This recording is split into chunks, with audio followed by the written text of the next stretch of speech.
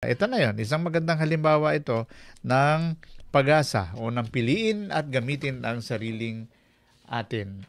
Kasama na natin ang ating panauhin? Okay. Ayan. Ang pag-uusapan po kasi natin ay tungkol sa um, biological control agents at ang itatampok po nating tanggapan ay Regional Crop Protection Center ng Department of Agriculture, Calabarzon. At kasama po natin si Ma'am Maricon Amparo. Ma'am, magandang umaga po sa iyo. Come again, ma'am. Good morning. Yun. Po ako. Good morning po. Good morning, ma'am. Kumusta po kayo? Okay naman po. Ma'am, saan ka po ngayon? Saang lungsod sa Pilipinas? Naandito po ako sa aming opisina. Nasa compound po ng Lares sa Lipa City, Batangas. Okay, sige. Magkahanggan lamang tayo. Kumusta ang tulog, ma'am? Kumusta ang tulog? Okay naman po. Medyo maagang nagising. Para sa ating mga kababayan, mga kausap natin sa agrikultura. Okay, ang pag-uusapan po natin ay tungkol sa biological control agents o Biocon. Tama ba, ma'am? Yes po, opo. Okay, Biocon. Sabi ko nga, nagsilip-silip ako kung ano itong Biocon. Ito yung may kinalaman sa mga kuli-kulisap. Tama rin ba ako sa aking initial yes, na po, opo, pag-intindi? At nung po nasa ikalawang yugto ko ng pag-aaral, nadaanan ko parang sa environmental management yata ako ito nadaanan o sa NREM tungkol sa mga kulisap. Kaya sabi ko baka ito yon mas lalawak ang aking kaalaman tungkol dito. Sige, ano po ba itong biological control agents o Biocon na ito? Opo. Bali, ang biological control agents po, sila po ay yung mga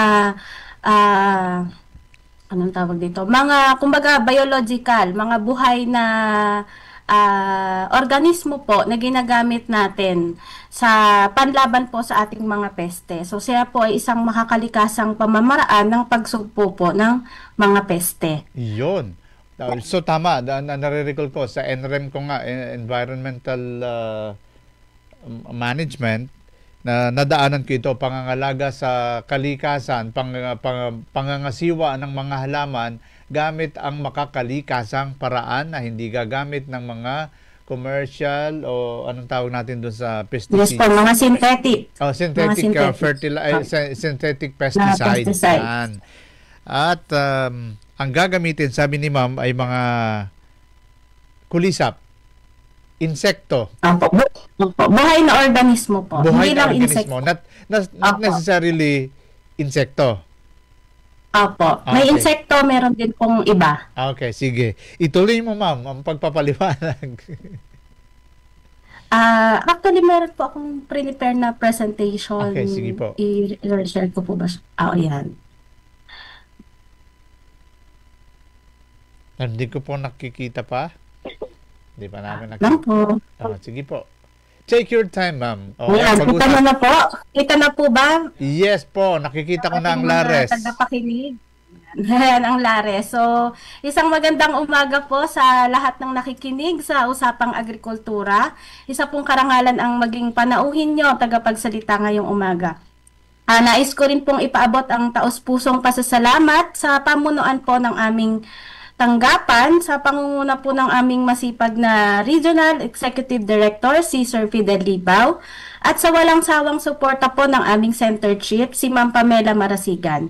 Maraming salamat po sa pagkakataong makabahagi sa programang ito. Isa pong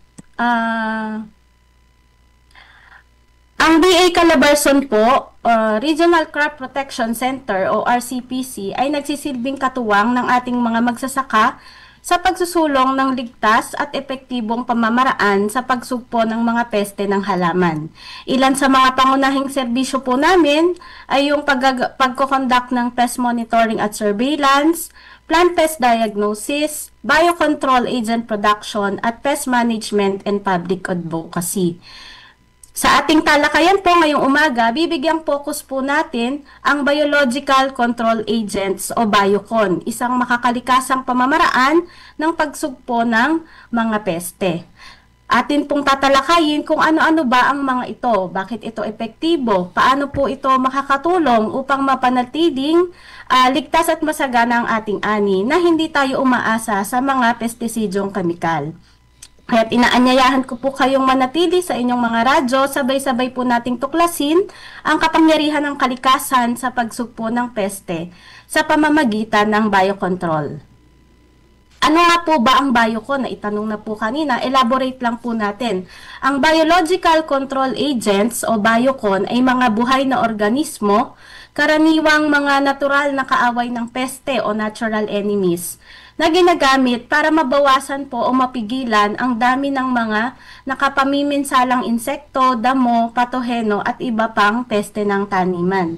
Sa halip na gumamit po tayo ng mga synthetic na pesticides o mga chemical, sinasamantala po ng paggamit ng BioCon yung ekologikal na pakikipag-ugnayan ng bawat organismo para mapanatili yung balanse sa kapaligiran. So, meron pong mga pangunahing uri ng BioCon at bawat uri pong yan, meron pong ipinoproduce o ipinapamahagi din si RCPC. Una po dyan, yung mga predators or tinatawag nating maninila o mandaranggit. Sila po yung mga organismong kumakain ng ilang biktima, which is yung mga peste, upang makumpleto ang inog ng kanilang buhay. Ang halimbawa po niyan ay si earwig. Pangalawa naman po, meron tayong tinatawag na parasitoids or parasito. Sila naman po yung mga organismo na nangingitlog sa loob o sa ibabaw ng isa pang host or ng isang peste na kalaunan kapag siya ay napisa, magiging uod, kakainin niya po yung kalamnan ng peste kung saan siya nangitlog hanggang sa ito ay mamatay. So halimbawa naman po niyan ay si Trichogramma. At panghuli po, meron din tayong tinatawag na mga patoheno or pathogens. Sila po ay mga microorganismo naman na nagdudulot ng sakit sa iba pang organismo or yung mga peste natin. Kabilang po rito yung virus, amag at bakterya. So sa RCPC po, meron po kaming NPB na virus at mga amag na Boveria, Metarhizium at Trichoderma. So iisa-isahin po natin lahat ng mga ito. Unahin po natin si earwig. Si earwig po, isa siyang, yung matandang anyo po niya ay makintab na itim, pahaba ang hugis, may isang pares ng sipit sa puwit, dilaw na may batik na itim ang paa. At humigit kumulang sa 1 buwan po ang kanyang life cycle o inog ng buhay. Nagtatago po siya sa lupa kung araw at mas aktibo siyang naghahanap ng mga pagkain kapag gabi. Kalimitan po siyang makikita sa malalamig at basa-basang lugar gaya po ng puno ng saging o yung mga bunto ng bunot. Ang batang anyo po niya or yung tinatawag nating nymph at yung adult or matandang anyo naman, siya po ay kumakain ng itlog, batang uod at uod tulog ng iba't ibang pesteng insekto ng mais at gulay. So kaya po siya tinawag na, kaya po siya kabilang sa predators or mandaragit or maninila. Ayan. Ilang beses po ba kung gagamit po tayo ng earwig, ilang beses ba tayo mag-aalpas sa ating taniman? 3 beses po ang inirerekomenda namin. Kailan po dapat? Ang unang alpas po, 25 days pagkatanim natin. Tapos pangalawang alpas po ay 32 days at ikatlo naman po ay 39 days. Gaano po karami yung bilang? Ayan po, wag po tayo masyadong magugulat. 10,000 earwigs po ang ilalagay natin kada ektarya. Pero yan po ay hindi natin kailangang bilangin isa-isa. Kasi yan po ay nakalagay sa isang tab, parang food tray. Tapos naandoon po yung mga earwigs kasama nung kanyang environment na minimimik namin. Yung mga kusot, mga bunot, ganyan. So, ang gagawin lang po doon, sa box na yon estimated namin, isang box ay may 1,000 na earwig. Kukutsara lang po tayo doon. Po? Ma'am, matanong Yes, ko lang po. po, ano po ba ang Tagalog sa earwig kung meron tayo?